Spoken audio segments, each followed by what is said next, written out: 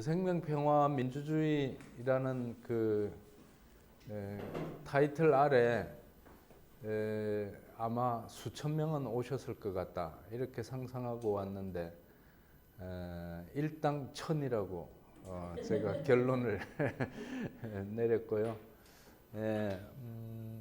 뭐 자세히는 모르지만 우리 정범진 선생님을 통해서 간략하게 이렇게 소개를 받았는데 곳곳에서 아마 소신대로 사시는 분들일 거라고 좀 믿습니다. 오늘 제가 이제 받은 주제가 살림의 경제와 헌법 개정인데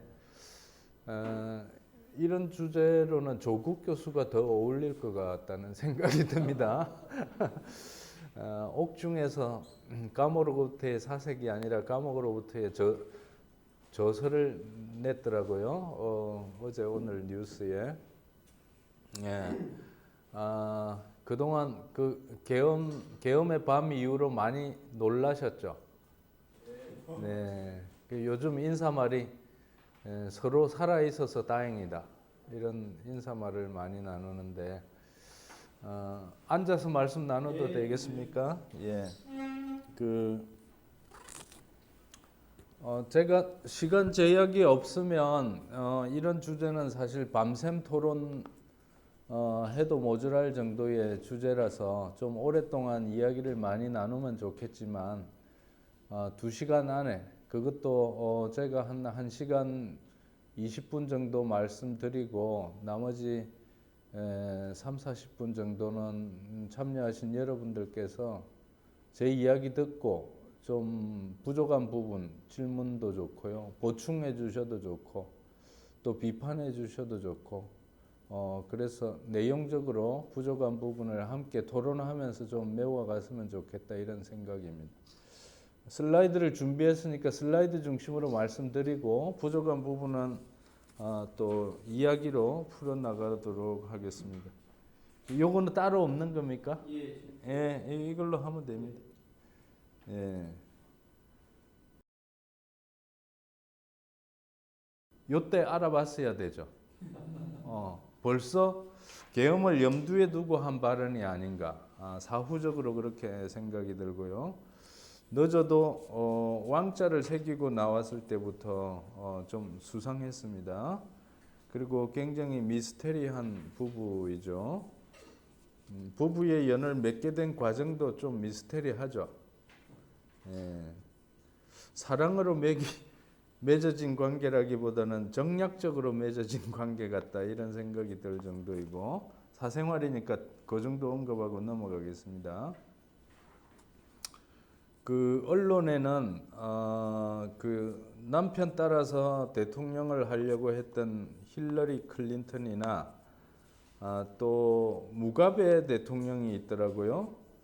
그 자기 남편을 따라서 더욱더 그 이상한 꿈을 꾸었던 그레이스 무가베 같은 사람이 될 꿈을 꾸었나 할 정도로 그 좀 터무니가 없게 느껴졌는데 그 부인의 말이나 행태가 요즘 와서는 좀 이해가 됩니다.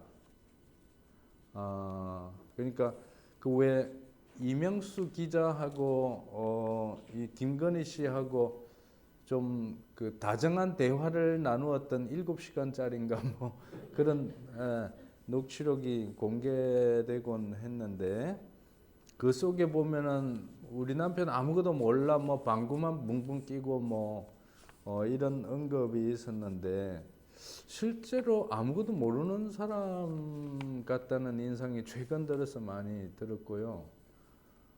그저께 나온 그 헌법재판소 이야기 보셨죠? 국회 갔더니 아무도 박수 안 쳐줘, 이씨. 뭐 이런 어머니한테 어리광 부리듯한 그런 모습을 보면서 옛날에 김건희 씨가 했던 말이 조금은 이해가 됩니다. 이해가. 그러니까 크게 보면은 김건희 어머니가 딸을 잘 키웠는지 잘 수술을 시켰는지 모르지만 예쁘게 만들어서 검사사위 삼아가지고 나라 살림을 탈탈 털어먹는 과정이 아닌가 그런 생각이 들 정도입니다. 그리고 더 무섭게는 2025년 통일 대통령이 되어서 한반도를 털어먹으려고 했다 이런 구도까지 나오고 있는데 실현이 안 된 거니까 누구도 확신할 수는 없지만 이런 구상이 있었다는 것 자체는 팩트로 확인이 되는 거죠. 우선 개념적으로 살림의 경제라 그러면 뭐 어떤 분들은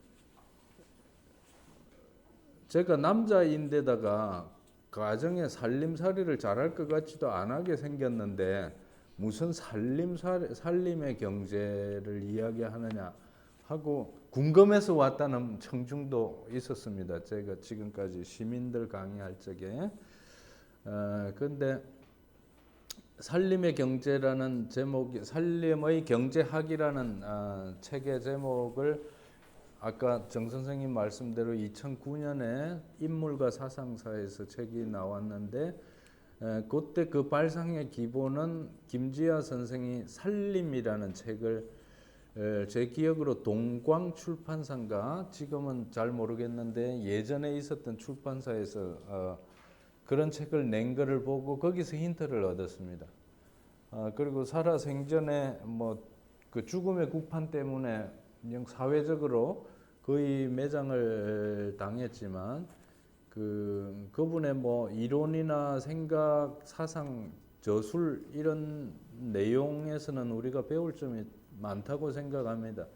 부분적으로 좀 위험하거나 위태위태한 측면도 있지만 예를 들면 뭐 신시, 한당고기 이런 이야기 할 때는 저도 좀 별로 동의하지 않는 부분도 있는데 어떤 생명 사상 자체는 엄청나게 뭐 중요하고 지금 기후 위기나 생태 위기 등등 지구촌의 위기를 생각하면 가면 갈수록 생명 이론, 생명 사상은 중요하다고 생각이 들고요. 특히 이제 자본주의 경제를 담담하게 분석해 보면 결국은 생명 파괴의 경제잖아요.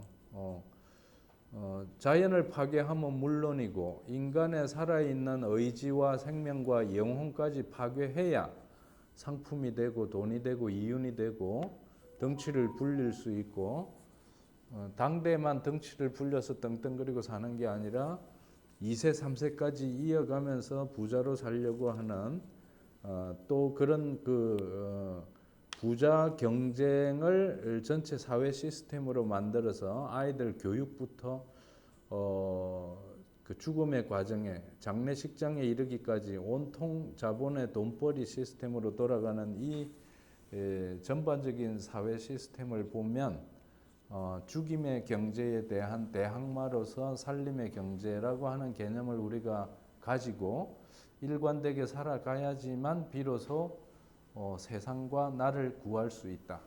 저는 그런 결론을 갖고 있고요. 그래서 나름대로 곰곰이 생각해 보니 경제를 이야기할 때 3S 이론으로 정리할 수 있겠구나. 보수 정당이나 보수적이고 권위주의적인 어른들이 말씀하시듯이 파이의 크기를 키워야 된다. 다른 말로 경제 성장만이 살 길이다.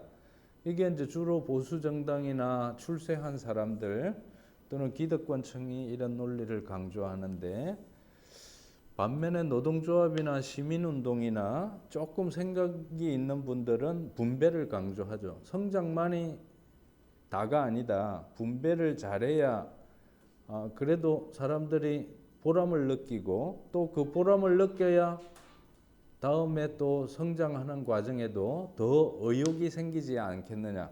그래서 성장과 분배의 선순환을 강조합니다.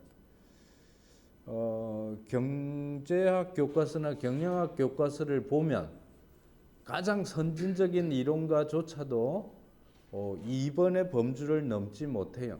주로 2번까지 말하면 아주 진보적인 경제학자예요. 토마 피케티도 2번 정도에 머무르고 있죠.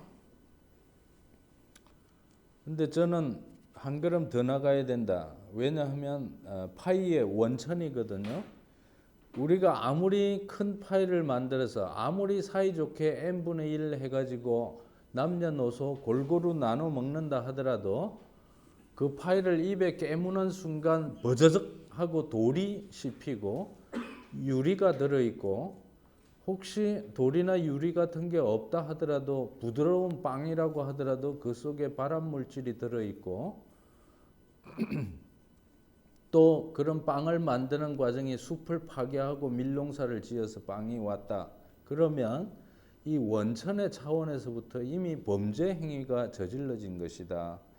그런 차원에서 파이의 크기와 파이의 분배만이 아니라 파이의 원천까지 생각하는 경제학이 필요한데, 제 생각에 파이의 원천을 이야기하는 학자들이 별로 없어요. 저는 그런 점에서 외로운 길을 걷기로 작정하고 지난 40년 동안 달려왔습니다. 근데 그게 어려운 게 아니에요. 결국은 더불어 살자. 사람과 사람이 더불어 살자가 공동체 경제라면 사람과 자연이 더불어 살자라고 하는 게 생태 경제입니다. 예. 그러니까 사람끼리만 더불어 살자가 2번이지만 사람과 사람, 사람과 자연이 아울러서 더불어 살자라고 할 적에는 우리나라 사람만 잘 살자가 아니라 남녀노소 그리고 다른 나라 사람들도, 또는 가난하고 어려운 소위 말하는 후진국 사람들 또는 제3세계 사람들, 또는 노동시장 바깥에 실업자나 비정규직 같은 분들, 또는 노동시장에 아예 진입도 못한 소위 말하는 비경제활동 인구, 노인이나 주부나 학생이나 군인 같은 사람들도 결국은 사람이니까 이 모두가 자기의 사회적 역할과 관계없이 사람답게 살아야 되지 않느냐 하는 이런 문제의식을 가지는 게 저는 이제 살림의 경제라고 보고요. 그래서 저는 최근에 계엄 사태 이후에 사회대 개혁 논쟁과 관련해서 3단계 이론을 최근에 짧은 글들에서 제시하고 있는데, 오늘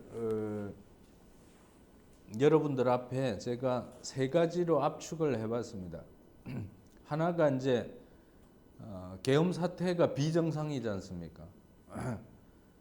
계엄 사태 하에서는 정상적인 생각을 가진 사람들, 그러니까 계엄을 지시했거나 수행하는 사람들, 또는 생각 없이 추종하는 사람들 이외에는 다 비정상이라고 말하죠. 심지어 계엄 명령에 동원된 군인들조차도 일부는 이거 정상이 아니야라고 태업을 했기 때문에 그 덕분에 우리가 지금 살아있는 것 같고, 그 덕분에 저도 빵카 같은 데 안 끌려가고 오늘 강의를 할 수 있게 되지 않았나 그런 생각을 합니다. 그래서 미친 자들을 단죄하는 게 비정상의 정상화라고 보고요. 그거는 누구나 다 공감한다고 생각합니다. 아무리 양보해도 30%의 콘크리트 지지층 내지는 한나 아렌트가 말한 아무 생각 없는 사람들, 그래서 악의 평범성 명제를 증명해 주는 그 아무 생각 없는 사람들 존재를 빼고는 모두 다 1번에 동의할 거라고 생각합니다. 그 다음에 이제 2번째, 3번째가 문제인데, 그나마 이제 2번째는 좀 이해가 쉬운 겁니다. 정상성의 일상화. 그러니까 우리가 정상이라고 생각하는 것, 상식적인 사회, 내지는 보다 민주적인 사회, 이것을 우리 삶 속에 뿌리 내리도록 만드는 게 정상성의 일상화입니다. 좀 이따가 조금 더 자세히 설명드리기로 하고, 3번째는 우리가 정상이라고 생각하는 것 또는 상식이라고 생각하는 건데, 아까 파이의 원천이라고 하는 차원에서 생각해 보면 이거 정상이 아니야 하는 부분이 있거든요. 그걸 제가 정상성의 비정상성을 지향하는 것이 3단계의 변화입니다. 이거는 좀 어려운 이야기인데, 그럼에도 불구하고 3번의 차원을 우리가 현실적으로 이루지 못했기 때문에 왜 민주당 중심의 민주화는 된 것 같은데 제대로 민주주의가 안 되지? 왜 민주당은 꼭 민주화를 해달라고 권력까지 일임을 했는데 왜 지지부진하다가 또 죽 수어서 개 주듯이 그런 결과를 낳지? 이런 질문에 대한 답이 3번에 있다는 거죠. 3번에 고개를 넘어가야지만 비로소 민주주의를 민주화한다 그럴까요? 그러니까 형식적인 민주주의가 아니라 실질적인 민주주의를 가져오기 위해서 3단계까지 변화가 와야 되는데 그런 의미에서 저는 1, 2, 3의 단계들을 과정으로서의 민주주의로 파악하자 그런 말씀을 드리고 싶습니다. 이 이야기는 단순히 선거제도를 잘 따듬거나 또는 뭐 대통령이 계엄 같은 불법 계엄을 내렸을 적에 이것을 바로잡는 제도를 만들어서 헌법재판소에서 재판하듯이 그런 제도적인 장치를 민주주의의 틀로 만들어 놓긴 했지만 그 제도가 다 민주주의를 보장하는 게 아니기 때문에 끊임없이 제도와 우리 살아있는 사람들의 의식과 행위가 맞물려 돌아가면서 우리가 생각하는 민주주의의 가치를 현실 속에 구현해내는 그 동태적인 과정이 중요하다. 이런 차원에서 과정으로서의 민주주의를 우리가 공유하면 좋겠다 이런 생각이고요. 궁극적으로 저는 그렇다면